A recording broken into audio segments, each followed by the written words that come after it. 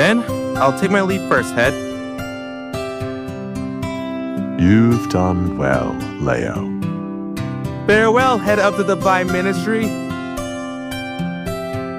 Yes, return safely.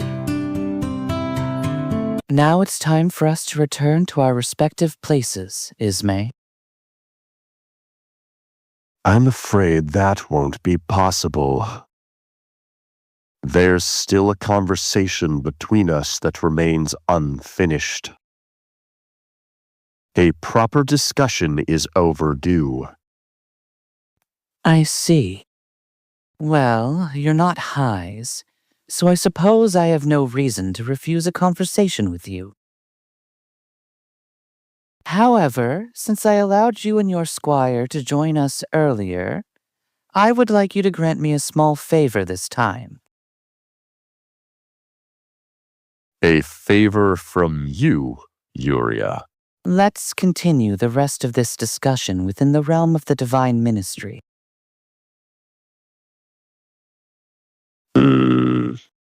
I have no objections to that. However, I would like to understand why you insist on holding this conversation in the Divine Ministry at this hour. Is it because of the woman? Is it because she is currently within the Ministry's realm and you wish to stay nearby to ensure her safety? Not entirely correct, but also not completely right, Ismay. Protecting her is part of it, but I also need to ensure that she doesn't disobey my warning and wander outside the Ministry's realm at this time. Now that I believe you understand my reasoning, let's head to the Divine Ministry immediately.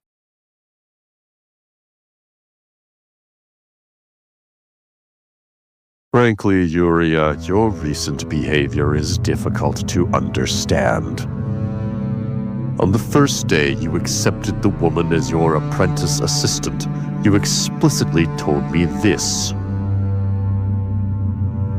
that the situation was more severe than expected, that creating a previously non-existent position to take her in was because she was, in some way, connected to us. More importantly, you mentioned that her existence could influence Akavine's axis. Yes, I did. In other words, you were clear that she should be regarded with caution. Yet your recent treatment of her hardly resembles caution. Especially your earlier remark that she might become essential to you for who she is. That was beyond inappropriate, Uria. Unless you explain what you meant, I'll have no choice but to perceive you as an adversary. That would be problematic. I have no intention of turning you into an enemy, Ismay. Besides, explaining that remark is hardly a challenge. To put it plainly, the words meant exactly what they said. Some parts may have been omitted, but their essence remains true. Her existence, in and of itself, is undeniably necessary, not just to me, but to us. To ensure that Akavine's axis is never again shaken by a sinister being. And I believe you, of all beings, know this well, Ismay. To me, justice includes the willingness to extinguish life, if necessary. That's why I never severed the tracking spell on her, even though she willingly came to me. Should the need arise to eliminate her, it would be problematic if I couldn't locate her. That's also why I keep her so close, to ensure she cannot leave my side. Oh, From your words, it seems you know far more about her than the rest of us. Enough to suggest there are details you've intentionally withheld from me. Oh? Well, regardless of the situation, we have our respective realms, and I won't interfere excessively. But if I ask questions you can answer, you'd best answer them, if you want us to avoid turning on each other. Fine. Let's hear them. Uria, your recent actions are as peculiar as Heis's. Didn't you initially suggest withholding this matter from Heis because of his instability? So why are you now showing the same alarming instability as him? During our meal, I chose not to use precise terms because Leo and the woman were present. Did you think I wouldn't know about your clash with Heis? The two of you nearly collided right outside the Divine Ministry. That incident could have escalated into a crisis severe enough to disrupt Akavine's access. Furthermore, I'm certain you're aware Heis doesn't hold the same reservations towards me as he does toward you. He vented his frustrations about your clash, but what alarmed me was something he mentioned. That you brought up something from 1,000 years ago. Yes, I did. Is that what you want to ask about?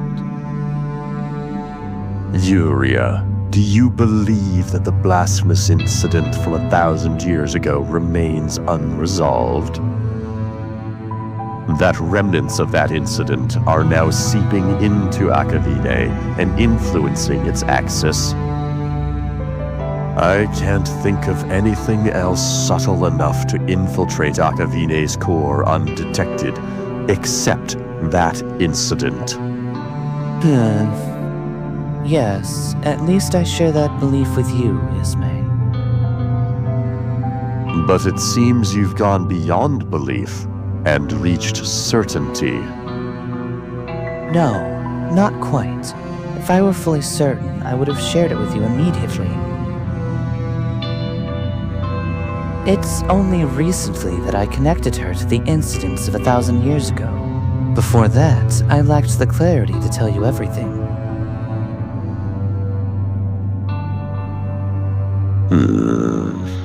So, you're not suspecting me, are you, Ismay? No, I don't doubt you. But there are certainly things that raise questions. Like the human from 1,000 years ago, who tried to steal our powers to become a god himself. I was certain I killed him. Even if, in his final moments, that man cast his own spell, a seed of curse that could not only steal the power of gods, but even lead them to their deaths. If his soul had truly been destroyed, that cursed seed that fell upon Akavine should have vanished with him. True, but the aura I've sensed from her recently is far too similar to that ancient curse from 1,000 years ago. Then, could it mean... Could it be that his soul wasn't annihilated? It's impossible. Heis, who governs the realm of the dead, wouldn't have failed to ensure complete obliteration. It's unfortunate, but for now, that's the only explanation that makes sense. Besides, Ismay, you were too preoccupied with handling the aftermath back then. Of course you wouldn't have noticed the state Heis was in. I know he was gravely unwell at the time. No, it wasn't just that. Hyes wasn't merely unwell. He was on the brink of destruction itself. Saying he was merely sick would be an understatement. And governing the realm of the dead while in such a state? Mistakes were bound to happen. Then the curse we've been tracking, the one that shook Akavine's axis 9 years ago, it must be the result of that man's lingering cursed seed from 1,000 years ago. That's correct, and it's becoming increasingly clear that she is where that cursed seed took root and ignited. Ismay, you're aware of this magic, aren't you? Of course. Isn't it the counterspell you devised 1,000 years ago to combat that human's heresy? Exactly. I called it a healing spell to her. But as you said, it's a countermeasure, specifically designed to dilute his heretical power. And this spell has consistently worked on her whenever her condition worsened.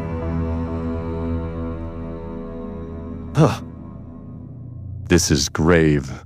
If we don't uncover the truth behind the incidents 9 years ago soon, there will be catastrophic consequences. Before deciding whether she should be annihilated, we need to determine exactly how she ties into the remnants of 1,000 years ago and its impact on the present Akavine. I agree.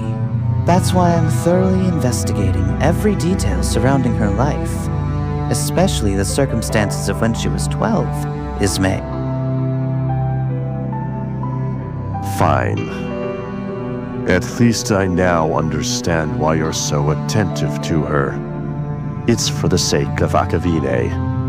I won't question your intentions any further. Thank you. I trust you can understand why someone as unique as her must remain close to me.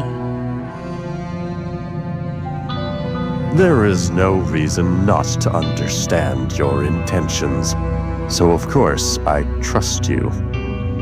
And I am relieved to know that an indispensable ally for protecting Akavine shares the same purpose as me.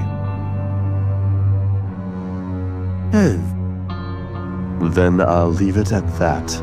I won't interfere with your realm any further. After all, I'm well aware that you're not someone who can be swayed by others.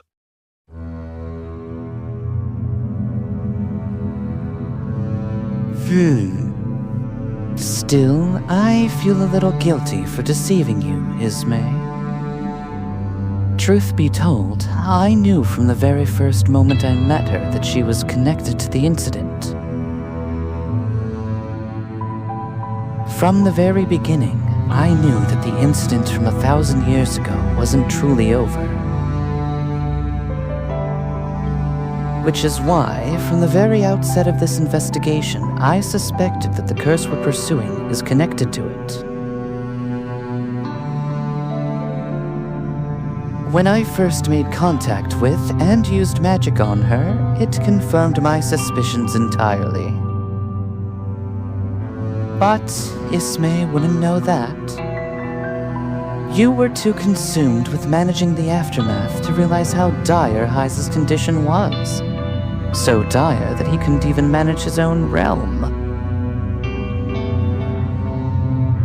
In the end, it was because of you running across Akavine and Hyes' comatose state that I was able to temporarily oversee the realm of the dead in his place.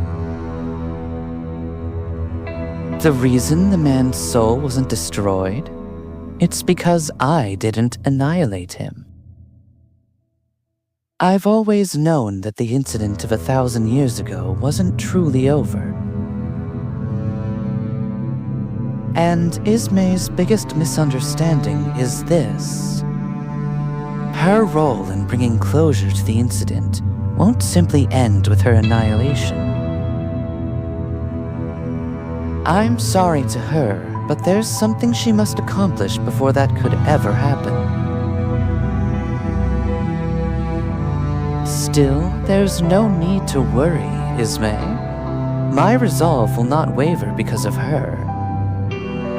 Though it won't align with the kind of resolve you're hoping for. Whoa. So you really don't listen to me, do you?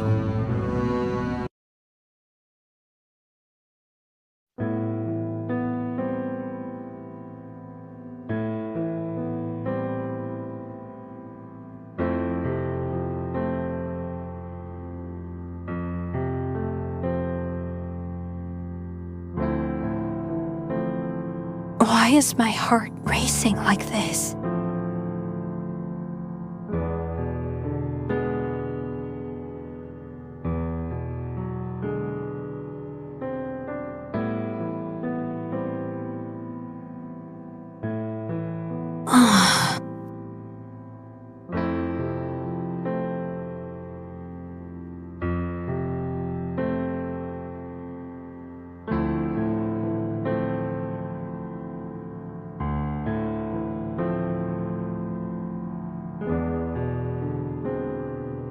Staying inside won't work. This space is too familiar to me. Besides, Lord Uria said I should expose myself to new sights.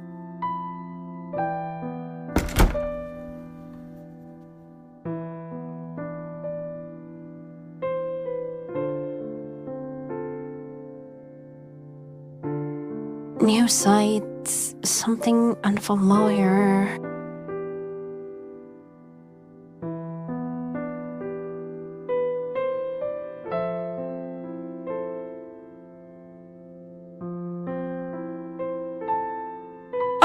Come to think of it, today's supposed to be a full moon.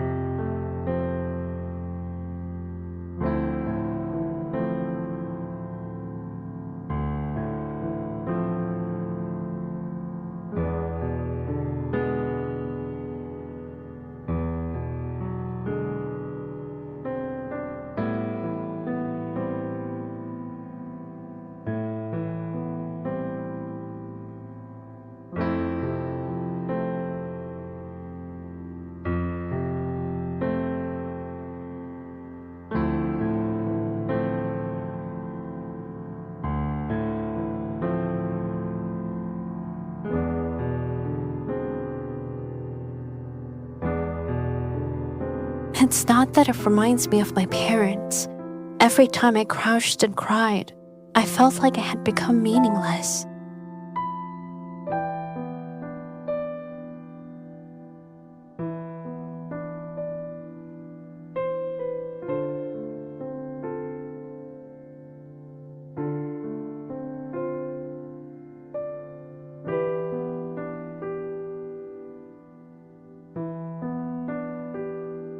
But Lord Uria... Well, yes, I did have words with Highs. But unlike him who crossed the line, I made sure to stay firmly within the boundaries. Still, flagrantly disregarding Akavine's laws to act so recklessly. Such conduct reflects poorly on the one responsible for it. If Highs continues down this path, he'll have to pay the price in due time. He crossed your line. What do you mean by that? He attempted to cause trouble for my person. Your person? It is clear as day. You're definitely the one he's talking about. I thought it was strange how gentle he's been with you since the moment we met.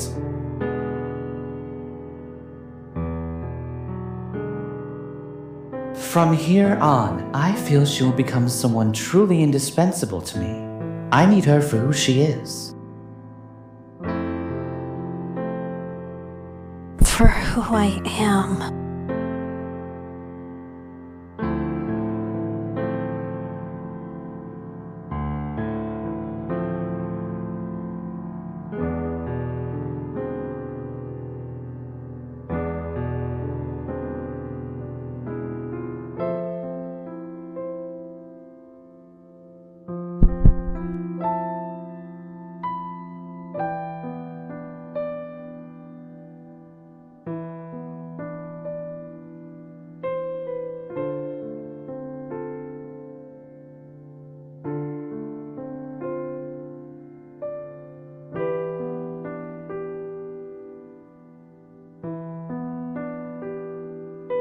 At first, I thought it was nothing but dangerous, maybe even cruel. But now... now, I don't dislike him.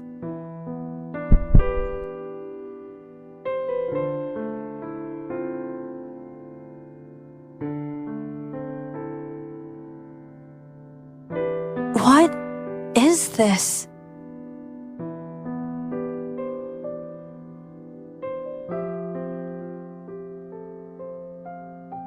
Why does my heart race so wildly whenever I think of him?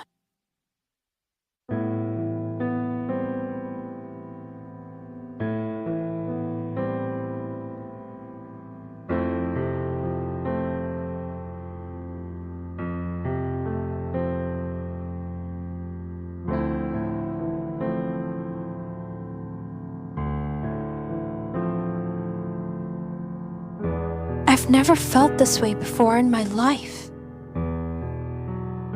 Still, it feels like there's a word for what I'm experiencing. Could it be...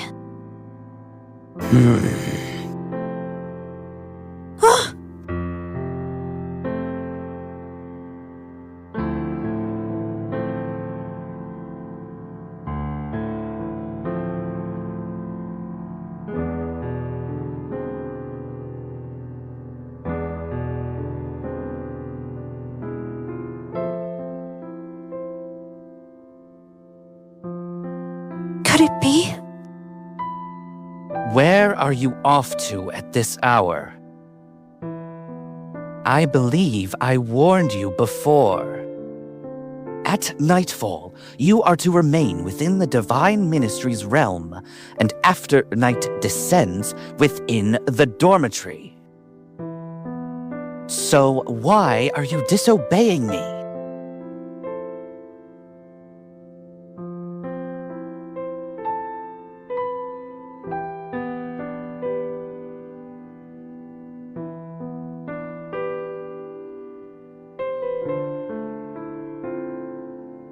Could it be that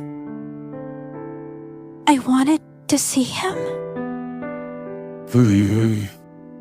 But the kind of longing I've known has always been for those I can never see again.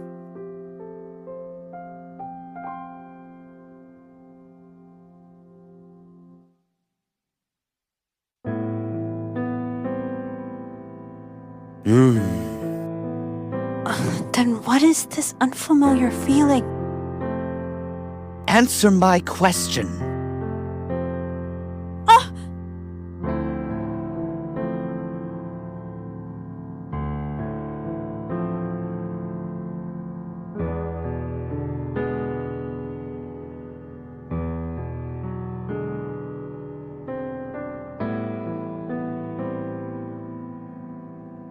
I couldn't sleep, so I thought some fresh air might help. But of course, I wasn't planning on leaving the Divine Ministry's realm or dormitory. It's just that the dormitory is too familiar. I remembered what you said, Lord Uria, about how walking the same path is fine, but sometimes it's better to take in a change of scenery. That's why I came out to the dormitory entrance. Oh? Is there really anything new for you to see here? The full moon and the night sky.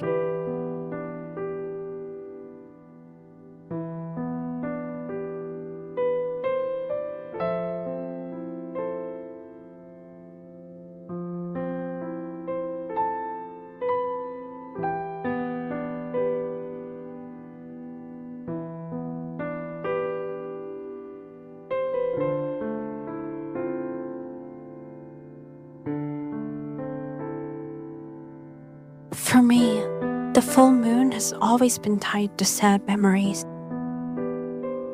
What? It's a kind of trauma I've carried since childhood. Until recently, I couldn't even look at a sky lit by the full moon.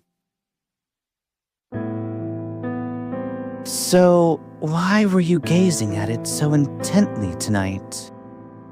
Ugh.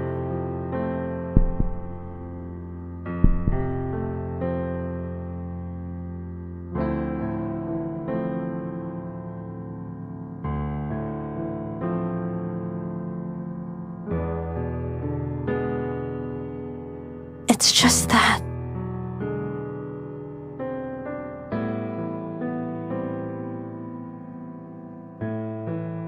It's all thanks to you, Lord Uria.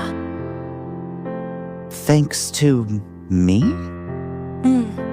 Thinking back, I guess the reason the trauma lingered into adulthood was because I was always alone. But now, I have someone as strong and dependable as you by my side. That's why, even when I look at the night sky, I don't sink into lonely thoughts or feel isolated anymore.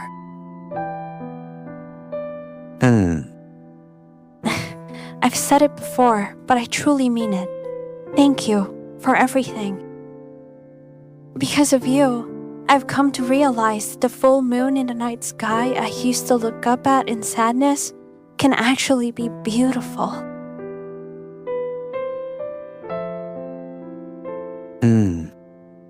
Huh? Did I say something wrong?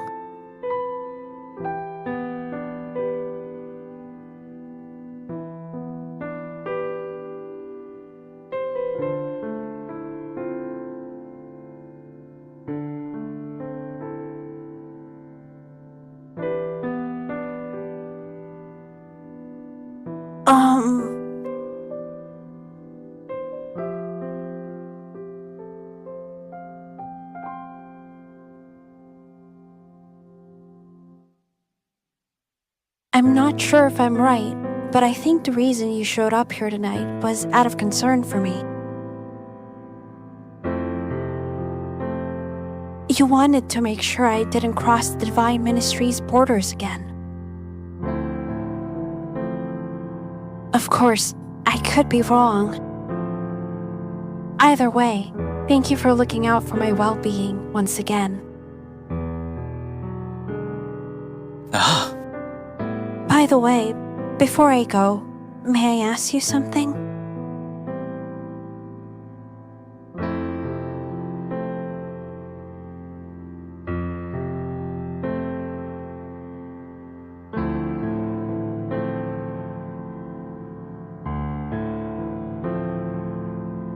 While talking to Leo earlier, he mentioned that the heads of the divine organizations can mark individuals with their crest.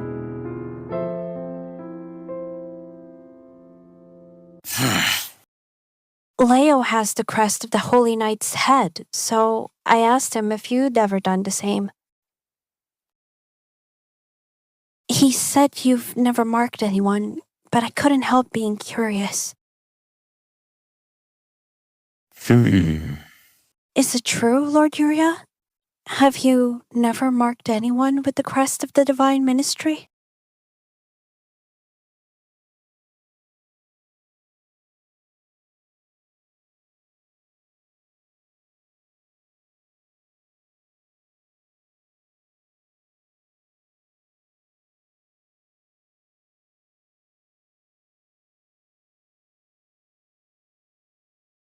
You don't have to answer if you don't want to. Well. I suppose I should thank you. Asking that just now has eased some of the guilt I've felt toward you. Pardon? I didn't expect you, of all people, to bring up that topic.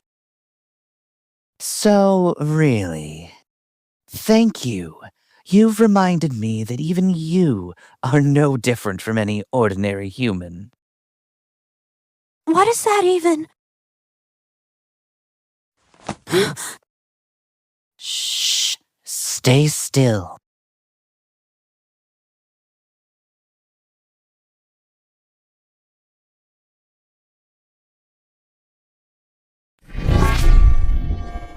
Your face is this flushed. Surely it's because you're running a high fever. If something's wrong, tell me now.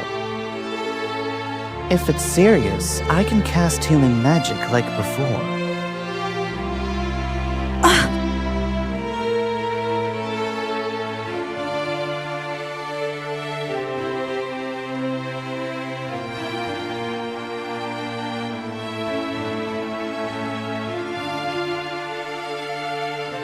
It's nothing, really. Then is it something else? A health issue? It's not that either. I was just asking if what Leo said was true about you never marking anyone, but why? Because I'm worried about your condition. Even if it feels like nothing, I'll cast magic to cool your fever. It feels necessary now.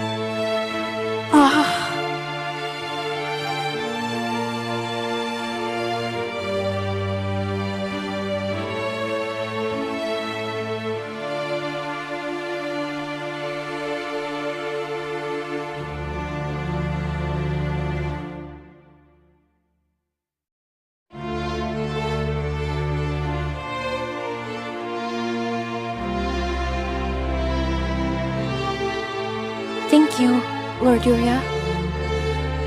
But I think you can let go of me now. Wait, I haven't fully completed the spell yet.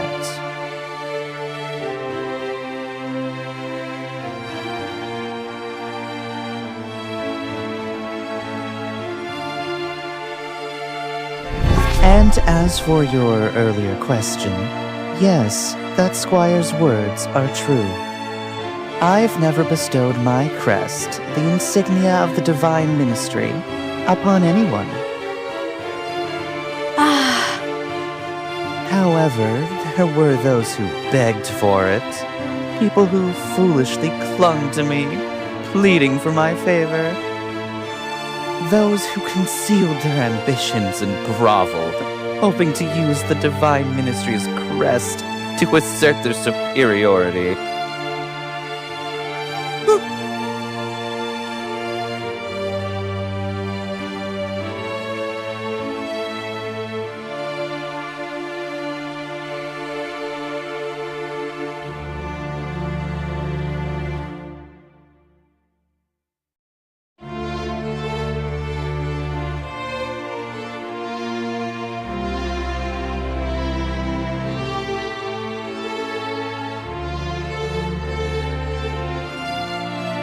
Wait, but what does it mean to be like Lord Uria?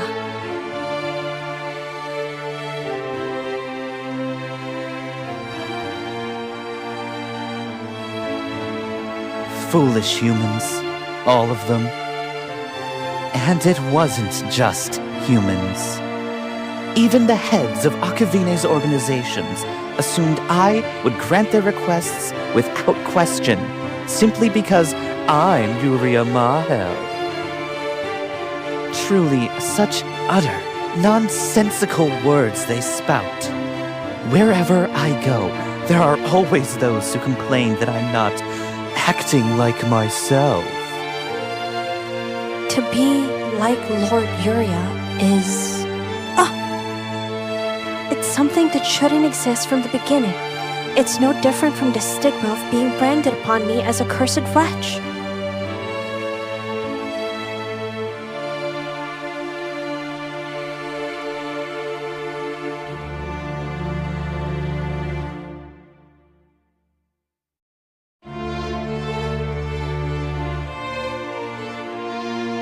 Lord Uria! Do you have something more to say? It might be presumptuous of me, but I believe that those who complained about you not being like yourself, for being incredibly rude. Huh?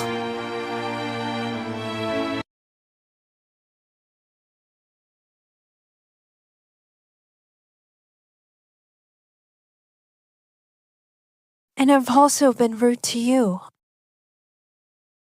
Perhaps, deep down, I also wanted to ask for your crest. Maybe that's why I brought it up. I thought that having your mark might free me from the stigma of being a cursed wretch, of being labeled as misfortune, that it might liberate me. And since you're someone who has been so thoughtful toward me, I dared to think you might actually grant me that favor.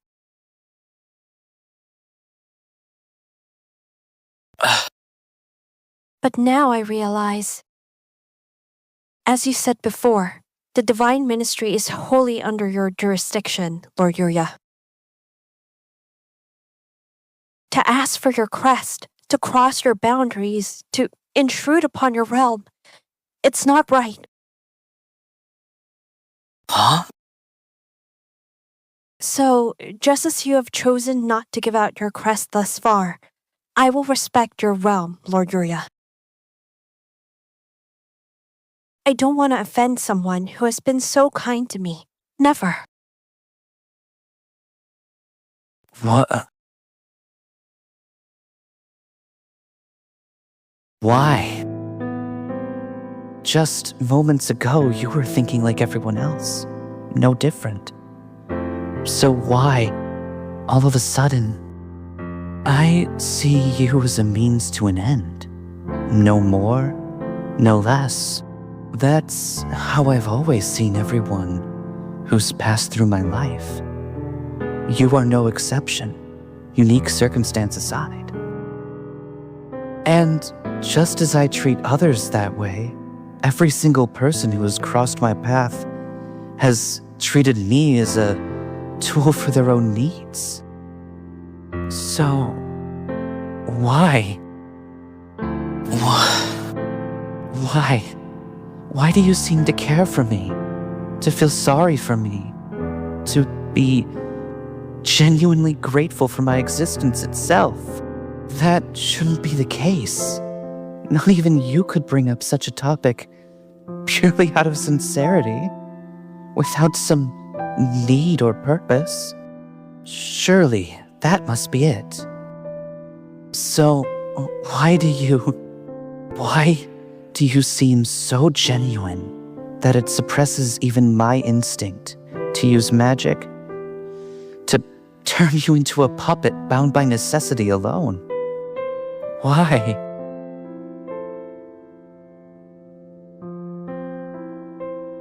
Thank you once again for using the magic I needed, Lord Uria. It hurt a little, but it certainly helped alleviate the heat.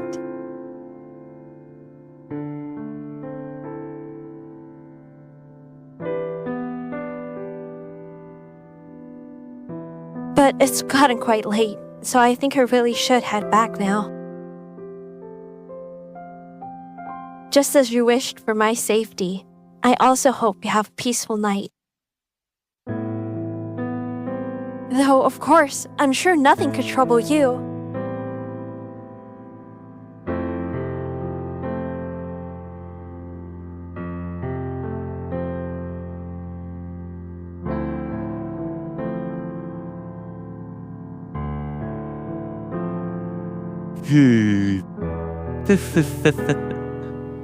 Truly, this is a new feeling. Up until now, I've preferred you seeing me as only a superficial necessity. But now